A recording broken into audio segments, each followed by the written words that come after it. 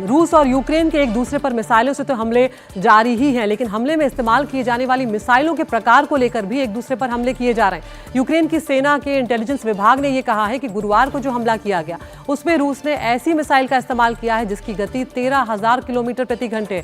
इससे इस मिसाइल की मारक क्षमता का पता चलता है और इसके जरिए पश्चिमी देशों को चेतावनी भी माना जा रहा है। कीव से ज्यादा जानकारी लेकर आ रहे हैं हमारे सहयोगी उमाशंकर सिंह। यूक्रेन का कहना है कि रूस ने गुरुवार को जिस मिसाइल से उसके शहर दिनिप्रो पर हमला किया उसकी अधिकतम जो गति सीमा है वो करीब 13,000 किलोमीटर प्रति घंटा थी। ये 11 मैक के बराबर है, यानी कि आवाज़ की गति से 11 गुना अधिक गति से चलने वाली इस मिसाइल से जो हमला है वो किया गया। रूस के जिस इलाके से इसे छोड़ा गया वहाँ से इसे दिनिप्रो पहुँचने में 15 मिनट का वक्त लगा। ये बात जो यूक्रेन की सेना का जो मुख्य डायरेक्टरेट ऑफ इंटेलिजेंस है उसने अपने आकलन में कही है। ये भी कहा गया है कि इस मिसाइल पर 6 वॉरहेड लगे थे और हर वॉरहेड में 6 विस्फोटक जो है 6 बम जो है वो लगे थे।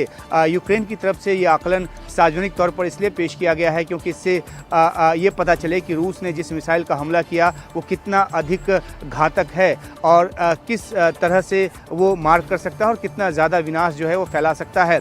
एयर डिफेंस भी इसके लिए काम नहीं करेगा, ये आकलन भी जो है वो निकल कर सामने आया है। यूक्रेन का मानना है कि ये रूस के का जो केंद्र मिसाइल कॉम्प्लेक्स है वहाँ पे बनाया गया है और बड़े पैमाने पर इसका उत्पादन शुरू करने से पहले रूस को कम से कम ऐसे 10 और मिसाइल का परीक्षण करना होगा और पहला परीक्षण जो है दिनिप्रो पर करने की बात जो है वो रूस के राष्ट्रपति कर चुके हैं। पहले यूक्रेन की तरफ से ये कहा गया था कि दिनिप्रो पर जो मिसाइल दागी गई वो इंटरकॉन्टिनेंटल बैलिस्टिक मिसाइल थी। रूस के राष्ट्रपति व्लादिमीर पुतिन ने अपने बयान में ये कहा कि रूस ने यूक्रेन के सैन्य ठिकाने पर जिस मिसाइल से हमला किया वो एक नई किस्म की मध्यम दूरी की हाइपरसोनिक बैलिस्टिक मिसाइल है।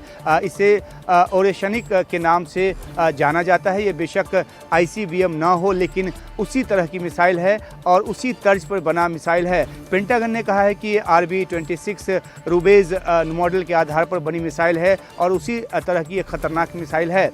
इस मिसाइल के इस्तेमाल के जरिए रूस ने पश्चिम के उन देशों को संदेश दिया है जो यूक्रेन को सैन्य मदद दे रहे हैं, जो मिसाइल दे रहे हैं और जिनकी तरफ से तमाम जो हथियार मिल रहे हैं और जिसके बूते यूक्रेन इतने लंबे समय से मैदान में टिका हुआ है।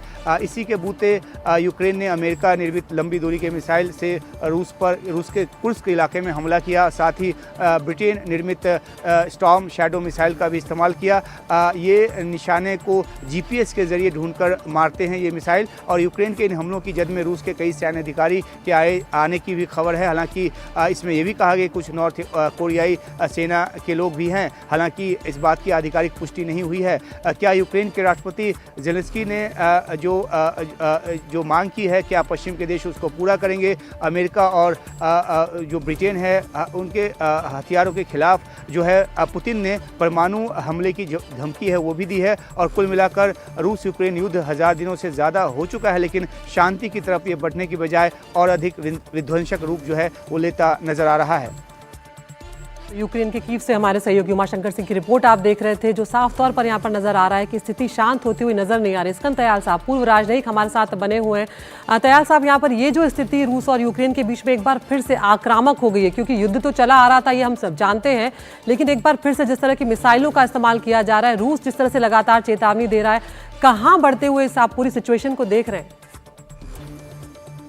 हूँ कि ये दोनों तरफ से इसी तरह से वार प्रतिहार चलता रहेगा और जैसा उमाशंकर जी ने कहा, ये जो हाइपरसोनिक मिसाइल रशिया ने यूज़ किया है वो टेक्नोलॉजी डेमोन्स्ट्रेशन भी है, टेक्नोलॉजी टेस्टिंग भी है, क्योंकि हाइपरसोनिक मिसाइल एक नई तरह का मिसाइल है जो एंटी मिसाइल डिफेंसेस हैं पाश्चात्य देशों की, उनको वो इसको पकड़ नहीं पाएंगी, क्योंकि जैसा कहा गया करीब 13,000 किलोमीटर पर घंटे की रफ्तार से ये चलता है।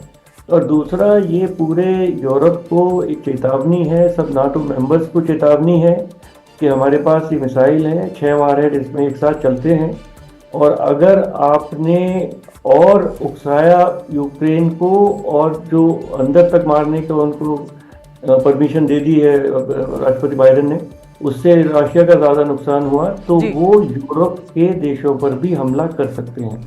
पर मैं समझता हूँ कि राष्ट्रपति पुतिन अभी कुछ ऐसा नहीं करेंगे। जी वो इंतजार करेंगे कि राष्ट्रपति ट्रंप राष्ट्रपति बन जाए, बिल्कुल। और तब तक मैं समझता हूँ कि कुछ भी प्रोवोकेशन यूक्रेन से आएगा वो तैयार साहब, ऐसा आपसे मैं भी यही सवाल यहाँ पर पूछना चाह रही थी कि अब क्या सिर्फ ट्रंप के आने तक ही इंतजार करना पड़ेगा, तब तक यथास्थिति रहेगी, उनके आने के बाद चीजें बदल सकती हैं? ये तो क्योंकि उन्होंने खुद ने भी इस तरह की बात कही है।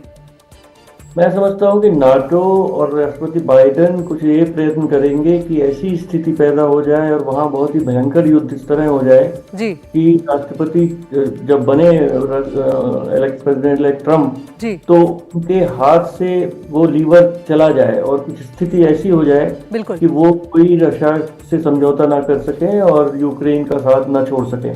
शायद ऐसी स्थिति जनरेट करने का प्रयत्न नेटो और राष्ट्रपति बाइडेन साथ मिलकर कर रहे हैं। बिल्कुल, बहुत बहुत शुक्रिया इस्कंदर साहब आपका, आपने वक्त निकाला हमसे बातचीत करने के लिए।